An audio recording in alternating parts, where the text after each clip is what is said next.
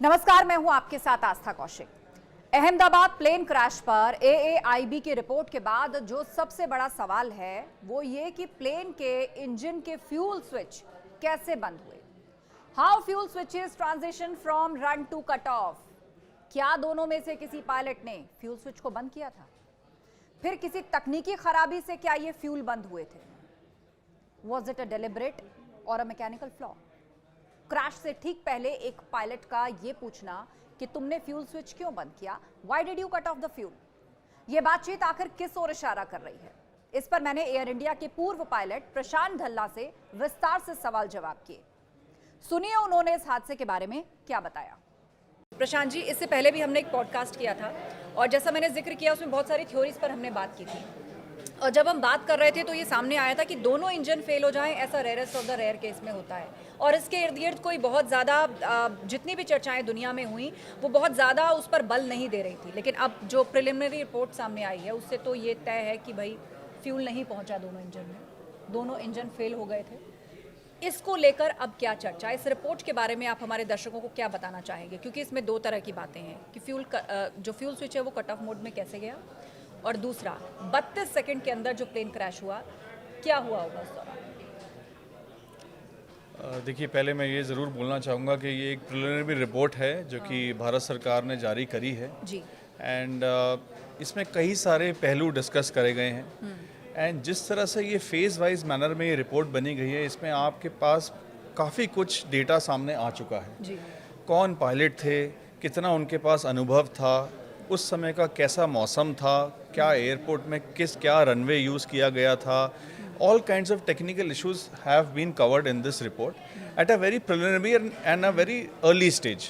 मैं ये ज़रूर कहना चाहूँगा काफ़ी इंडिस्टिंक्ट है ये रिपोर्ट अभी, इसमें अभी बहुत सारी चीज़ें, बहुत सारे पहलू देखने बाकी हैं।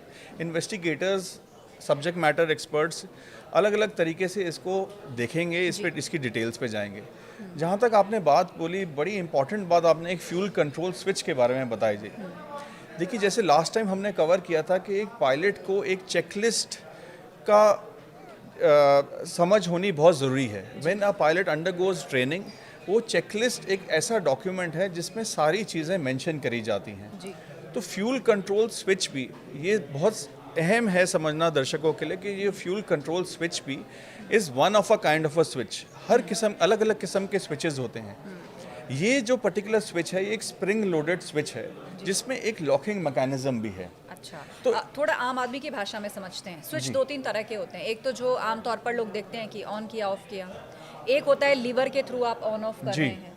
ये किस तरह का स्विच है और कितना वक्त लगता है इसको ऑपरेट करने में? जी, जैसे मैंने कहा अलग अलग किस्म के स्विच हैं। पुश पुल स्विच है, गार्डेड स्विच होता है जिसमें आपके पास एक ऑलरेडी मैकेनिज्म जो मैन्युफैक्चर होता है वो एक सेफ्टी मैकेनिज्म रहता है, उसको गार्ड करता है, तो उसका लीवर ऊपर करके आपको स्विच करना पड़ता है, लेना पड़ता है। ऑपरेशन उसका उस तरह से होता है। ये बोइंग के डिज़ाइन की बात कर रहे हैं? ये बोइंग के डिज़ाइन की बात कर रहे हैं। एंड अमूमन कई जितने भी अलग अलग किस्म के मैन्युफैक्चरर्स हैं, जैसे आप एयरबस ले लीजिए, एम्ब्रेयर ले लीजिए, उनके पास भी इस तरह की ऐसी टेक्नोलॉजी रहती है। Coming back to this particular switch, ये एक स्प्रिंग लोडेड स्विच है। इसमें मोड हैं, आपको इस स्विच के लीवर को उठाना पड़ता है, उसके बाद उस पर्टिकुलर मोड में डालना पड़ता है। इसमें दो मोड हैं, एक रन मोड है, एक कट ऑफ मोड है। ऊपर की तरफ अगर आप करते हैं तो रन मोड पे आता है ये। एंड जैसा मैंने कहा, चेकलिस्ट एक ऐसी चीज़ है जो आपको गाइड करती है कि आपको इसको रन मोड में डालना है या कट ऑफ मोड में डालना है। तो जब आप इंजन चालू करते हैं तो आप इसको रन मोड पे डालते हैं। उसके बाद जब आप पूरी फ्लाइट पूरी आपकी हो जाती है और आपको इंजन जब बंद करने की बारी आती है तो आप इसको कट ऑफ मोड में डालते हैं। So this is very clear that इसका ऑपरेशन केवल दो ही जगह यूज़ हो जाता है, एक इंजन स्टार्ट करने में, अगर इंजन बंद करने में, until unless there is any abnormality. इस केस में हम ये देख पा रहे हैं, जो कि रिपोर्ट भी उसको करैबोरेट कर रही है, कि देयर इज़ वो टाइम जो गया है कि उसमें उन्होंने उसको यूज़ किया है, उसको रीस्टार्ट किया है, फिर से उसको अटेम्प्ट किया है उसको दोबारा से ऑन करने का। ये कब किया गया होगा? फ्लाइट ने टेक ऑफ किया, अचानक पावर फेलियर हुआ, दोनों इंजन्स ने काम करना बंद किया, उसके बाद क्या पायलट्स ने कुछ कोशिश की, उनको लगा कि कुछ गड़बड़ है, इंजन नहीं काम कर रहे हैं, तो क्या दोबारा रीस्टार्ट करने की कोशिश की गई? देखिए, बहुत ही इम्पोर्टेंट बात आपने बोली कि पायलट्स को क्या लगा होगा। देखिए, इसमें हमें समझना बहुत ज़रूरी है कि pilots are basically officers who follow an SOP, who follow a protocol. ये बहुत एडवांस्ड एयरक्राफ्ट हैं बोइंग 787, इसमें बड़ी बड़ी विशाल स्क्रीन्स लगी होती हैं जो कि पायलट को गाइड कर रही होती है कब क्या एक्शन लेना है। ये मन चाहा किसी तरीके से आप इसको नहीं कर सकते कि अब मेरा मन किया तो ऑन कर दिया, अब मेरा मन किया तो ऑफ कर दिया। Coming to this particular accident, इसमें मैं बहुत इस कॉन्फिडेंस के साथ ये बात कह सकता हूँ कि इसमें एक टेक्निकल इशू ज़रूर आया होगा that led to the pilot operating that switch to restart it, to attempt the engine back on. Also देखिए, मैं इसमें बिल्कुल ये रूल आउट नहीं कर सकता, there is a terminology called a startle effect. ऐसा हो सकता है जैसे आपने बोला कि जब जहाज़ टेक ऑफ रोल पे हो उस समय इस जहाज़ में एक टेक्निकल फेलियर हुआ हो, एक पावर लॉस हो गया हो, electrical power loss to be very precise. वो क्या होता है, वो जहाज़ की स्क्रीन बंद हो जाती है, there is a total chaos, a confusion in the cockpit. इसीलिए उनको मैनुअली स्विच छेड़ने की जरूरत हो, वरना तो There- स्क्रीन से कमांड मिल जाती होगी उनको। जी, जब वो स्क्रीन सामने आपको बता नहीं पा रही, जब वो स्क्रीन ब्लैंक हो गई, तो there is a possibility that starter effect की वजह से पायलट ने उसको री अटेम्प्ट किया हो स्टार्ट करने के लिए। मैं क्यों ये कोलैबोरेट कर पा रहा हूँ कि जो हमने लास्ट टाइम डिस्कस किया था रैम एयर टर्बाइन, वीडियो में भी और इस रिपोर्ट में भी ये चीज़ सामने आई है कि आपका रैट बाहर दिखा है। ऑल्सो कई विशेषज्ञों ने ये बोला है कि ये टेक ऑफ से पहले ही कैसे बाहर आ सकता है, इसका भी अपनी एक प्रक्रिया होती है बाहर आने की, 3 से 5 सेकंड ये लेता है आने में। बट क्योंकि हम देख पा रहे हैं कि ये टेक ऑफ के समय ही ऐसी कोई दुर्घटना पायलट्स के साथ घटी, उन्होंने उसको मास्टर स्विच जो उसके स्विचेस होते हैं उसको दोबारा से री एंगेज करने की कोशिश की। एंड ये क्योंकि आपने जैसा बिल्कुल सही कहा, टाइम बहुत कम था। 32 सेकंड बता रहे हैं कि 32 सेकंड के बाद वो हार्ड लैंड कर गया। 32 सेकंड एविएशन में हम मिनट्स तक भी नहीं पहुंच पा रहे। देखिए, एक दर्शकों को ये समझना पड़ेगा, एक नॉर्मल इंजन स्टार्ट प्रोसेस जो होता है उसमें मिनिमम 1 मिनट से 1 मिनट 10 से 15 सेकंड लगते हैं एक नॉर्मल इंजन को स्टार्ट करने के लिए। यहाँ पे हमारे पास 1 मिनट भी नहीं था। तो वो इंजन, जैसा कि रिपोर्ट कह रही है कि दोबारा जब पायलट्स ने उसको रन पोजीशन में डाला तो इंजन्स के एंड टू ब्लेड जो होते हैं, जो कि उसके फैन ब्लेड्स होते हैं, उन्होंने रिस्पांस दिया। एक इंजन ने रिस्पांस दिया। एक इंजन ने रिस्पांस दिया।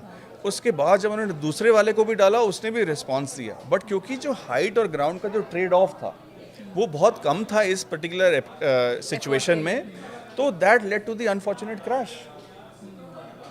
एक और महत्वपूर्ण बात है जिस पर सबसे ज़्यादा चर्चा चल रही है, कुछ लोग इसमें कॉन्स्पिरेसी का भी एंगल देख रहे हैं, कुछ लोग इसको मैनुअल एरर भी बता रहे हैं, कुछ लोग ये बता रहे हैं कि कुछ अचानक हुआ, जो फॉल्ट हुआ और उसके बाद जिस तरीके से उसको संभाला जाना चाहिए था, मे बी कोई एरर पैनिक सिचुएशन में हुआ। अब इस बात को थोड़ा और डिटेल में समझाइए कि ये जो फ्यूल कट ऑफ स्विच है, एक कट ऑफ मोड है, एक रन मोड है।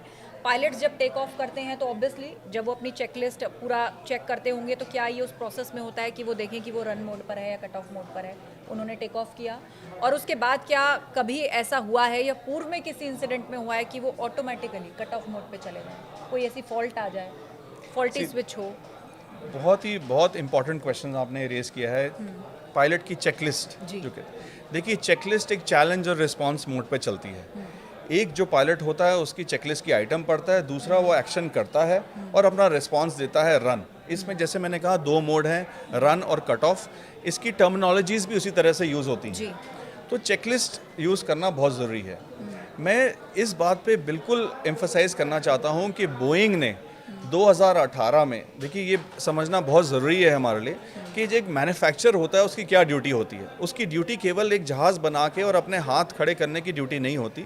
वो टाइम एंड अगेन एक प्रोसेस फॉलो करता है जिसमें आपके सॉफ्टवेयर अपडेट्स होते हैं, काफ़ी सारे चेंजेस आते हैं, जहाज़ की मैन्युफैक्चरिंग डिफेक्ट्स आते हैं, तो वो अपने एक प्रोटोकॉल फॉलो करते हैं। इस केस में भी बोइंग ने एक बुलेटिन जारी किया था। देखिए, समझना बहुत ज़रूरी है कि बुलेटिन और डायरेक्टिव में क्या फ़र्क है। बुलेटिन एक मैन्युफैक्चरर ने बनाया और एक ऑपरेटर को दे दिया कि जी हमें ये चीज़ पता लगी है और हम इसको आपको बताना चाह रहे हैं। क्या ये फ्यूल स्विच के बारे में था? Yes, it was because of the fuel switch, but a different model. ये 737 मॉडल में था, but switches are the same. ये एक 737 हो, 777 हो, 787 हो, ये अलग अलग मॉडल्स हैं। मैन्युफैक्चर सेम है इसका, ठीक है। बट वो डायरेक्टिव में कन्वर्ट नहीं किया। मतलब उन्होंने ये कहा कि ऐसा किया जा सकता है, लेकिन कंपल्शन नहीं लगाया कि आप ऐसा करिए। इन दोनों का फर्क। Absolutely right.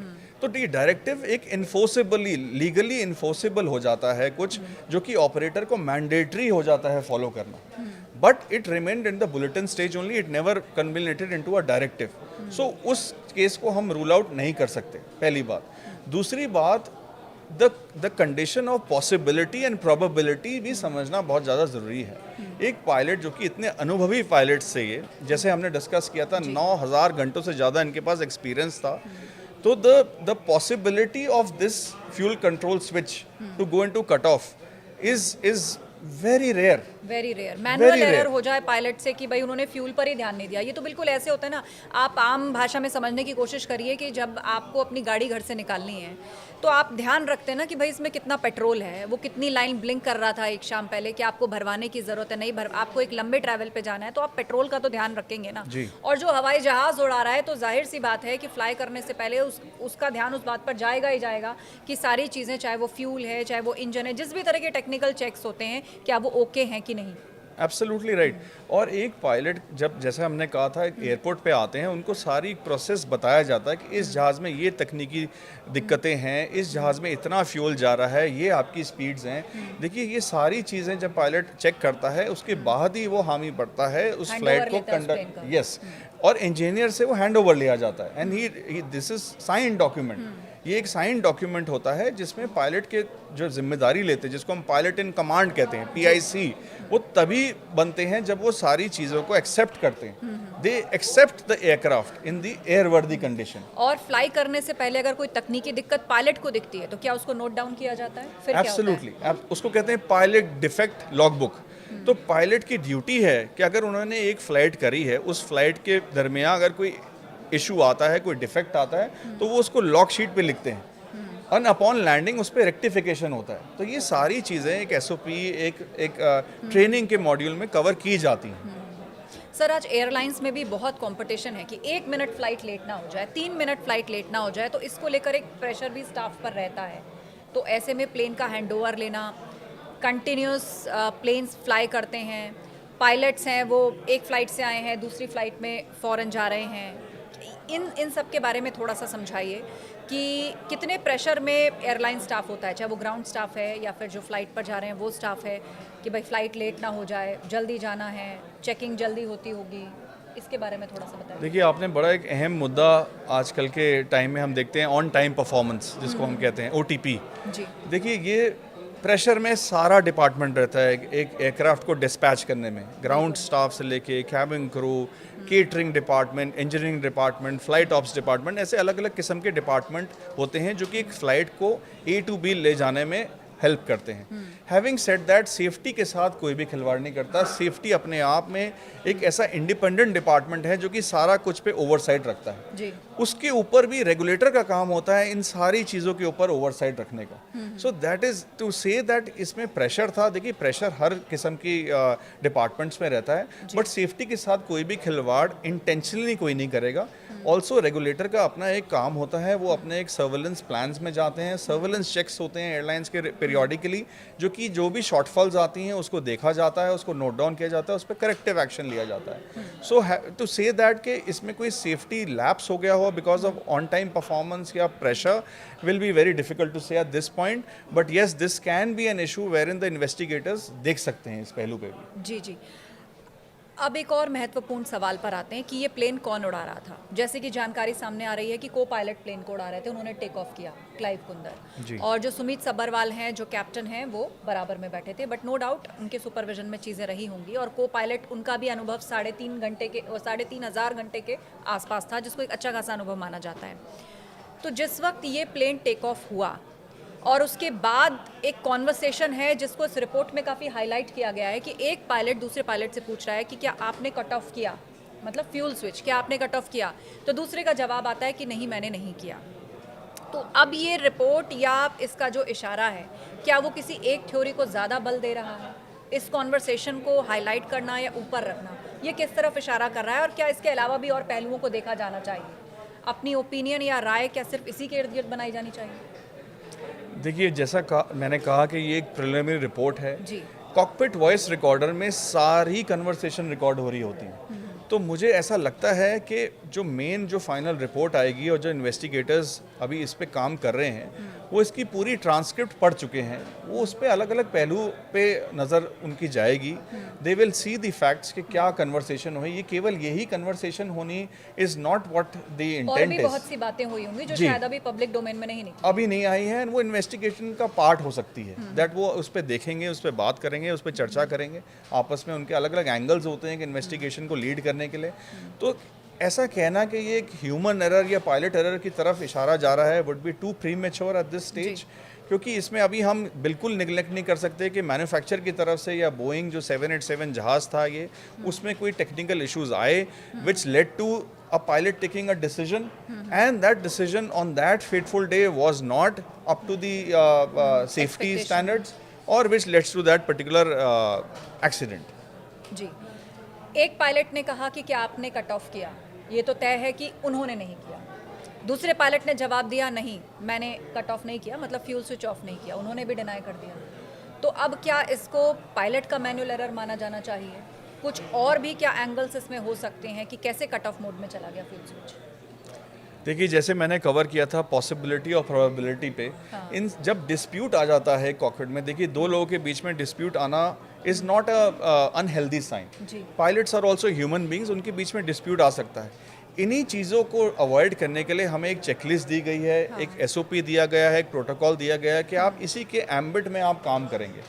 अब क्योंकि ट्रांसक्रिप्ट में ये नज़र आ रहा है कि एक बंदा डिनायल मोड में है कि ऐसा मैंने नहीं किया, तो पहले हमें ये ज़रूर समझना पड़ेगा इस बात में कि there was some technical issue with the aircraft. ये तो बिल्कुल तय है जी। कि कुछ तो तकनीकी गड़बड़ी हुई, जी। क्योंकि जो बचे हैं विश्वास कुमार, रमेश, उनका भी ये कहना है कि जैसे ही टेक ऑफ हुआ कुछ सेकंड के बाद ऐसा लगा जैसे सब कुछ थम गया और फिर धीरे धीरे नीचे जाने लगा और प्लेन के अंदर ग्रीन और वाइट लाइट्स जलने लग गई। जी, तो ये बड़ा एक इम्पॉर्टेंट पॉइंट है समझने का कि जैसे मैंने कहा कि there is a possibility of an complete electrical loss. Yes, that the aftermath is a dual engine loss, जो कि जब हमने फ्यूल कंट्रोल स्विचेस को हमने कट ऑफ कर दिया तो अब इंजन में क्षमता नहीं रहेगी, पावर नहीं रहेगी। बट उससे पहले की भी सिचुएशन हमें एनालाइज करनी पड़ेगी कि what led to the pilot if the pilot has put the switch to cut off. उनका रीस्टार्ट अटेम्प्ट हुआ उसके बाद में जब उन्होंने रियलाइज कर ली अपनी गलती, बट दुर्भाग्यवश उनके पास वक्त नहीं था। बिल्कुल। शायद अगर ये जहाज़ 2000 या 3000 फीट पर जाके अगर ऐसी कोई सिचुएशन आती तो पायलट्स रिकवर कर पाते। इसमें trade off was very limited. ये जहाज़ आराम से 6000-7000 फीट पर मिनट का क्लाइम करता है। इस केस में 3 सेकंड 4 सेकंड में जितनी भी जहाज़ की ऑल्टीट्यूड में पहुंच पाया वो that was the maximum. But आप ये समझिए कि एक पायलट ने, जैसे हमने लास्ट टाइम कवर किया गया था, फ्लाई करने की कोशिश करी, नेविगेट करने की कोशिश करी और कम्युनिकेट भी किया। मेडे कॉल बहुत ज़रूरी था, एटीसी को भी बताया। सो इतने अनुभवी पायलट्स के साथ ऐसा कुछ सिचुएशन हो जाना कि वो भूल गए हों स्विच को ऑन करना, तो ये दिस इज़ टोटली इम्पॉसिबल। और वो कह भी रहे हैं मेडे कॉल में, नो पावर नो थर्स्ट। तो मतलब एक तरह का पावर फेल्योर या जिस इलेक्ट्रिकल फेल्योर की तरफ आप इशारा कर रहे हैं उस तरह का जिक्र वो मेडे कॉल में कर रहे थे। अब इस इलेक्ट्रिकल फेल्योर पर जाते हैं, ऐसा कब होता है?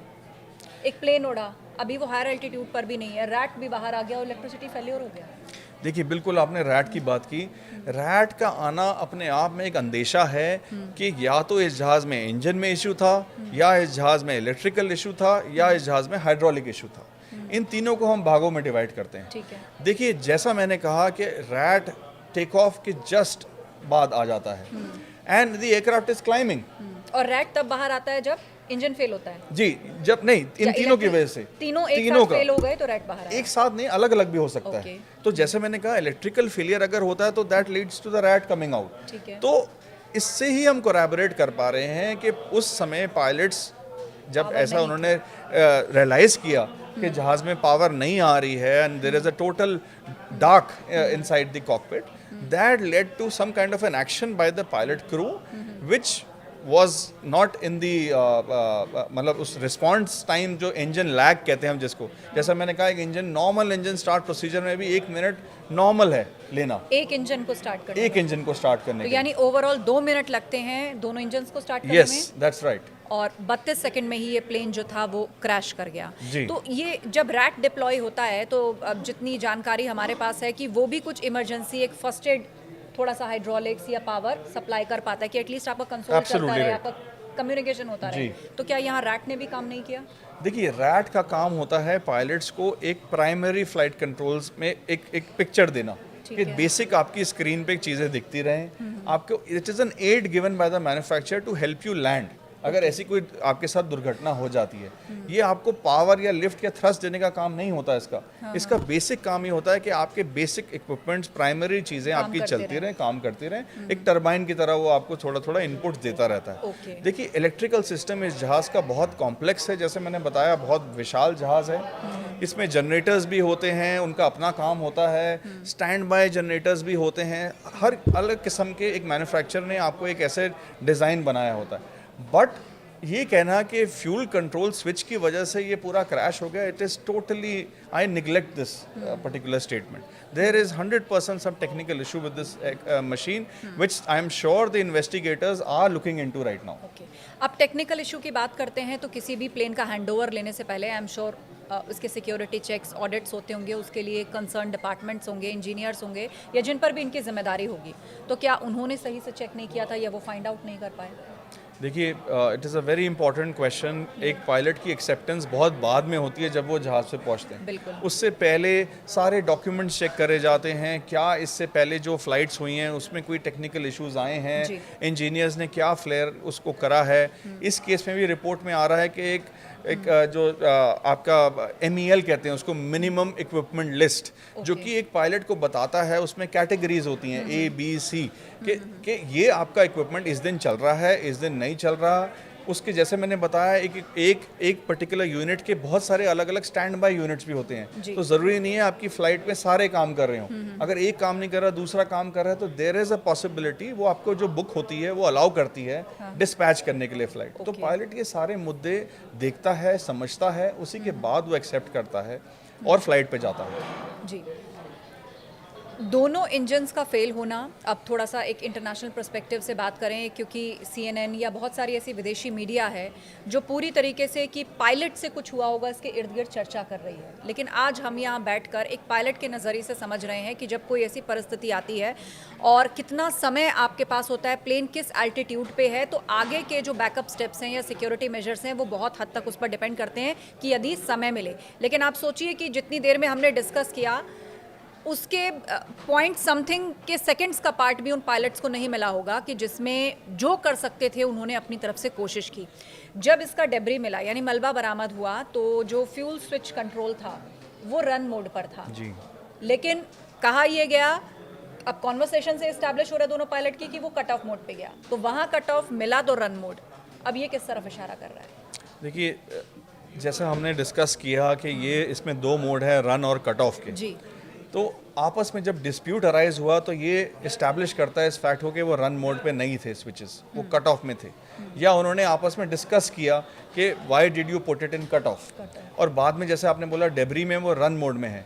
तो रिपोर्ट भी इसको सब्सटैंशिएट कर रही है। रिपोर्ट ये कह रही है कि जब उसको कट ऑफ में हुआ तो the parameters went below idle. Idle एक ऐसी चीज़ है कि जब आपका इंजन नॉर्मल सिनारियो में है तो आपका एक पैरामीटर होता है, उस पैरामीटर तक पहुंच गया, that is the base line. जब आप पावर बढ़ाते हैं तो वो बेस लाइन से ऊपर जाता है। तो रिपोर्ट ये कहती है कि जी वो जब आपका कट ऑफ हुआ तो वो बेस लाइन तक चले गए थे, that means engines were not providing any thrust.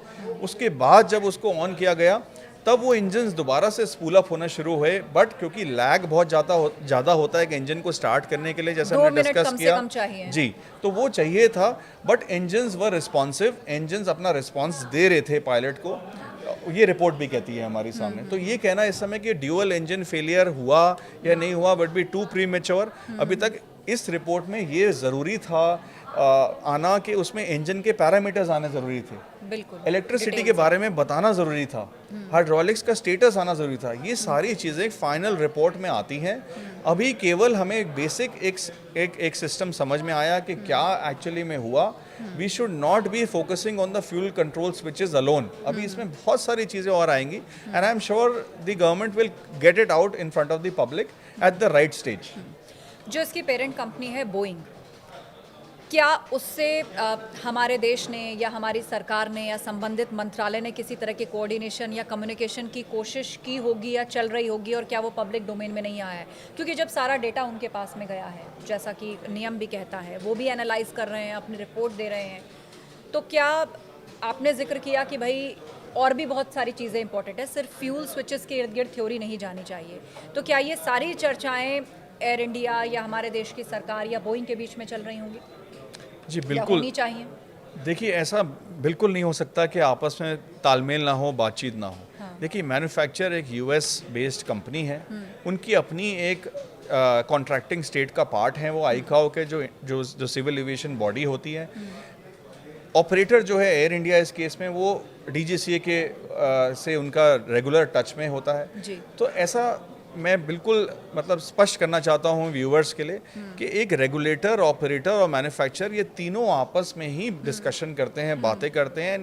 Because ये एक एक्सीडेंट इंक्वायरी है, इन्वेस्टिगेशन है, इसमें इनका आपस में डिस्कशन होना बहुत अहम है, बहुत ज़रूरी है।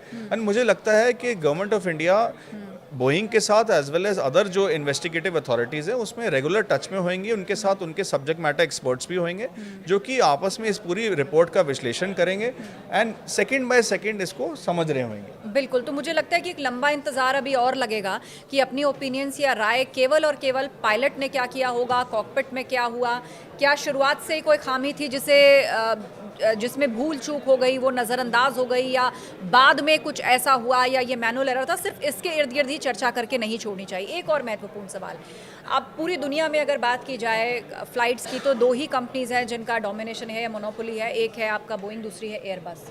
तो क्या पायलट्स अलग अलग एलोकेटेड होते हैं दोनों ही डिज़ाइंस के लिए? क्या दोनों के डिज़ाइंस और कंसोल ऑपरेशन में कोई फ़र्क होता है, या पायलट्स कॉमन है कि भाई अभी एयरबस फ्लाई की फिर उसके बाद अब बोइंग में आ गए, ऐसा कुछ होता है? इसके बारे में कुछ बताइए।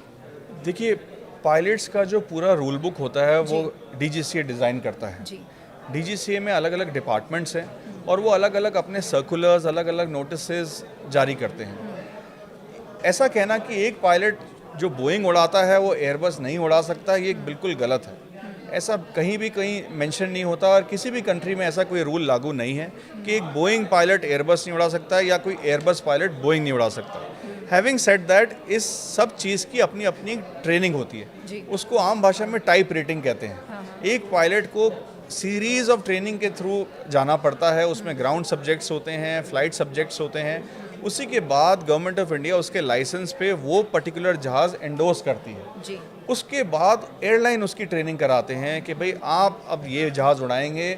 बाकायदा कई घंटों की ट्रेनिंग की जाती है, ट्रेनर्स उसमें बैठते हैं। मैं खुद एक ट्रेनर रह चुका हूँ, मैंने कई ऐसे ट्रेनीज़ को ट्रेन किया है जो कि अलग अलग जहाज़ उड़ा के आए हैं। यस, दिक्कत आती है इनिशियली, बट ट्रेनिंग उसी के लिए। कंसोल में फ़र्क होता है, कंट्रोल्स में फ़र्क होता है थोड़ा एयरबस और बोइंग के डिज़ाइन में? देखिए भारी मात्रा में फ़र्क होता है। ये कहना कि एयरबस एक यूरोपियन मैन्युफैक्चर्ड कंपनी है प्लस बोइंग एक यूएस बेस्ड कंपनी है, तो जहाज़ में अलग अलग किस्म की मॉडिफिकेशंस होती हैं। स्विचेस का होता है, किसी का स्विच ऊपर की तरफ ऑन होता है, किसी का स्विच नीचे की तरफ ऑन होता है। तो ये एक डिज़ाइन जो होता है, चीज़ें डिज़ाइन इस तरह से की गई हैं एयरक्राफ्ट में। Pilots are subject to training, उनको उस तरह से ट्रेन किया जाता है। Yes, issues are there initially, but because training का जो सिलेबस होता है वो बहुत वेल डिफाइंड होता है, गवर्नमेंट उसमें काफ़ी सारे इनपुट्स देती है, तो उसके बाद ही पायलट को रिलीज़ किया जाता है टू डू पैसेंजर फ्लाइट्स। क्या कभी ऐसा होता है, मैं बिल्कुल आम आदमी की भाषा में उसी का उदाहरण दे देती हूँ कि मैं रोज़ अपनी गाड़ी चलाती हूँ, एक दो दिन बाद कुछ ऐसी सिचुएशन आए कि मुझे किसी दूसरे की गाड़ी का स्टीयरिंग थामना पड़े, कंट्रोल्स में फ़र्क होता है। मैं शायद रुकूंगी, कुछ सेकंड के लिए देखूंगी कि भाई एक्सीलरेटर किधर है, ब्रेक किधर है, या क्या किधर है। तो क्या कभी ऐसा पायलट के साथ होता है कि अभी कुछ दिन एयरबस, उसके बाद बोइंग में आए, फिर बोइंग से एयरबस में गए, कुछ ऐसा? और फ्यूल स्विच ऑपरेशन के बारे में बताइए, क्या दोनों का सेम है या अलग अलग है? देखिए पायलट, पहली बात तो पायलट ऐसा स्विच नहीं कर सकता। अगर पायलट को ट्रेनिंग दी गई है बोइंग उड़ाने की तो वो बोइंग ही उड़ाएगा। ठीक है। अगर वो एयरबस लिए ट्रेंड है तो वो एयरबस ही उड़ाएगा। ऐसा भी पॉसिबल है, अगर एक ऑपरेटर के पास दोनों किस्म के जहाज़ हैं तो ऐसा नहीं है उसके पायलट्स दोनों के अलग होंगे। अच्छा। सेम पायलट दोनों मशीन्स नहीं उड़ा सकता। जहाँ तक बात आपने फ्यूल कंट्रोल स्विच की बोली, तो एयरबस में यही ऑन एंड ऑफ होता है एंड बोइंग में ये रन और कट ऑफ होता है। Operation is the same. On और रन ऊपर होंगे, कट ऑफ और ऑफ नीचे होंगे, ऐसा आप कह रहे Absolutely हैं? right. या रिवर्स भी हो सकता नहीं, बिल्कुल ऐसा ही होता है। है? बिल्कुल ऐसा। कट ऑफ नीचे होएगा, बट एयरबस में उसको ऑफ कहा जाता है, और बोइंग में रन ऊपर होएगा और एयरबस में उसको ऑन होएगा, जो कि ऊपर की तरफ होएगा। सो ये इस स्विच का तो मैकेनिज्म ऐसा है, बट अलग अलग स्विचेस हैं। जैसे मैंने कहा कि एयरबस के कुछ जो स्विच जो ओवरहेड पैनल में है, उनका ऑपरेशन उल्टा होता है और बोइंग का ऑपरेशन उल्टा होता है। But the pilot is properly trained for this to handle that particular machine. अच्छा, प्लेन को पायलट उड़ा रहे थे, ऐसा कब होता है? क्या ये बहुत कॉमन है? जब मतलब जहाज़ के कैप्टन कोई और हैं, को पायलट है, वो भी ट्रेंड है ऑब्वियसली, लेकिन क्या ये बहुत कॉमन है? ऐसा होता है? ये कॉल कौन लेता है कि कौन टेक ऑफ करेगा, या बाद में कौन हैंड ओवर लेगा? ऐसा कब देखिए, होता है? दर्शकों को ये समझना पड़ेगा, एक फ्लाइट जब होती है उसमें दो टर्मिनोलॉजीज यूज होती हैं। एक होता है पायलट फ्लाइंग, एक होता है पायलट मॉनिटरिंग। ऐसा ज़रूरी नहीं है जो पायलट फ्लाइंग है वो सीनियर कप्तान ही हो। ओके। इस केस में भी ये था, captain Sabharwal who was a senior captain, he was also a trainer. उन्होंने ये दायित्व इस फ्लाइट का, जो कि अहमदाबाद से टेक ऑफ कर रही थी फ्लाइट, उस फ्लाइट का दायित्व उस दिन पायलट फ्लाइंग का कैप्टन क्लाइव को दिया कि आप इस जहाज़ को उड़ाएंगे, मैं इस जहाज़ को मॉनिटर करूंगा। So this is a common exercise जो पायलट्स आपस में डिसाइड करते हैं कि बेस्ड ऑन अदर पैरामीटर्स वो देखते हैं। मौसम देखा जाता है इसमें, फ्लाइट टाइम देखा जाता है, बहुत सारे अलग अलग फैक्टर्स होते हैं जिसमें एक जो पायलट इन कमांड होता है वो जहाज़ का एक ही होता है। इस केस में भी पायलट इन कमांड जो थे जहाज़ के, वो कैप्टन सबरवाल थे। उन्होंने उस दिन ये डिसीजन लिया कि मैं इसका पायलट मॉनिटरिंग हूँगा और कैप्टन क्लाइव इसका पायलट फ्लाइंग होंगे। तो ये दोनों चीज़ें अलग अलग होती हैं। जी, एक और ख़ास पॉइंट है जिसकी विदेशी मीडिया में चर्चा चल रही है, वो ये कि एयरपोर्ट के बाहर कितने दायरे में बिल्डिंग्स या रेजिडेंशियल एरियाज़ या कमर्शियल्स होने चाहिए, या उसको एक तरह से नो मैंस लैंड रखा जाना चाहिए, या वहाँ फॉरेस्ट होना चाहिए। क्योंकि कुछ एक्सपर्ट्स ये भी कह रहे हैं कि अगर जंगल होता है या बड़ी मात्रा में पेड़ होते हैं तो बहुत हद तक किसी हार्ड लैंडिंग का शॉक वो भी एब्जॉर्ब कर सकते हैं और डिस्ट्रक्शन कम होता है। देखिए, इसमें हमें थोड़ा सा इसका लीगल सेटअप समझना पड़ेगा। हमारे एयरक्राफ्ट रूल्स जो हैं वो ये डिफाइन करते हैं कि क्या परमिसिबल हाइट है, क्या हमारी लिमिट्स होनी चाहिए। ऑल्सो जो बिल्डिंग्स होती है ये एक अलग से सब्जेक्ट मैटर है, एक अलग से जुरिस्डिक्शन इसकी बनती है। आई थिंक इस केस में ये रेलेवेंट नहीं है, but the viewers must understand कि जितनी भी हाइट क्लियरेंसेज होती हैं आसपास, जैसे आपने बोला बिल्डिंग्स होती हैं, उनको एक एनओसी लेना पड़ता है, एक नो ऑब्जेक्शन सर्टिफिकेट लेना पड़ता है from the civil aviation ministry कि हम इस बिल्डिंग की हाइट इतना रखना चाहते हैं एयरपोर्ट के आसपास। जहाँ तक कि इस केस की बात है, ये अगेन इन्वेस्टिगेटर्स इस पहलू पे भी ज़रूर देखेंगे, बट अभी तक ऐसा कुछ रिपोर्ट में सामने नहीं आया है कि बिल्डिंग हाइट क्या वो फ्लाउट की गई थी, क्या वो विद इन नॉर्मल लिमिट्स थी। But the process says, the rule says that आपके एक एरोड्रोम रेफरेंस पॉइंट जो होता है उसके कुछ किलोमीटर तक कोई हाई राइज बिल्डिंग नहीं होनी चाहिए। अगर है तो उनके पास एनओसी क्लियरेंस होना मैंडेटरी है। प्रशांत जी, एक और घटना का मैं जिक्र करना चाहूँगी कि लंदन में एक छोटा पैसेंजर प्लेन क्रैश हुआ है। हालांकि बहुत डिटेल्स वहाँ से नहीं आई हैं, लेकिन तकरीबन जो तस्वीरें हैं वो ऐसी ही हैं कि उसने टेक ऑफ किया और एयरपोर्ट के बाहर जाकर वो हार्ड लैंडिंग हो गई, क्रैश हो गया, आग लगी, धमाका सुना गया, धुआं उठा। हालांकि कितने लोग उसमें थे, उसका क्या कारण था, वो अभी वहाँ से जानकारी नहीं आई है। तो उसके बारे में अगर आप कुछ बता पाएँ कि क्या हुआ, सेम सिनेरियोज लग रहे हैं क्या? देखिए, मैंने थोड़ा सा इसके बारे में स्टडी किया था। ये एक छोटा जहाज़ था, ये एक small to light category of aircraft था। ये एक जितना विशाल 787 जैसे लॉन्ग हॉल हम कहते हैं, इस कैटेगरी का जहाज़ नहीं था। But yes, it was a twin engine aircraft, beach craft इसका मैन्युफैक्चरर था। अभी इसमें डिटेल्स बहुत प्रीमेच्योर स्टेज पे हैं कि क्यों ये क्रैश हुआ, but the process is the similar nature के टेक ऑफ होने के जस्ट बाद ये क्रैश होता है। बट ये छोटा जहाज़ है, जनरली ये 6 सीटर जहाज़ होता है, इतना बड़ा जहाज़ नहीं था। तो इसका अभी कहना बहुत जल्दबाजी होगी अभी एट दिस स्टेज के क्या कारण हो सकता है। चलिए प्रशांत जी, बहुत बहुत धन्यवाद, आप हमारे शो पर आए और बहुत सारी डिटेल्स आपने हमसे साझा की, और साथ ही साथ हमारे दर्शकों को एक पॉइंट ऑफ व्यू भी दिया कि क्रैश के पीछे की जो वजह है वो केवल फ्यूल स्विच तक अटकी नहीं रहनी चाहिए। हमें इसकी डिटेल रिपोर्ट का इंतजार करना होगा, जिससे पता चलेगा कि मेडे कॉल में पायलट ने जो कहा नो पावर, तो अगर उनको इलेक्ट्रिसिटी नहीं मिली उसका क्या कारण था, उसके हाइड्रोलिक्स, उसके इंजन्स किस तरफ इशारा कर रहे थे, और उस परिस्थिति को संभालने के लिए पायलट्स ने क्या क्या ऑपरेट किया, लेकिन उनको समय बहुत कम मिला, सिर्फ 32 सेकंड में क्रैश कर गया। बहुत धन्यवाद प्रशांत जी हमारे इस चर्चा में शामिल होने के लिए। Thank you.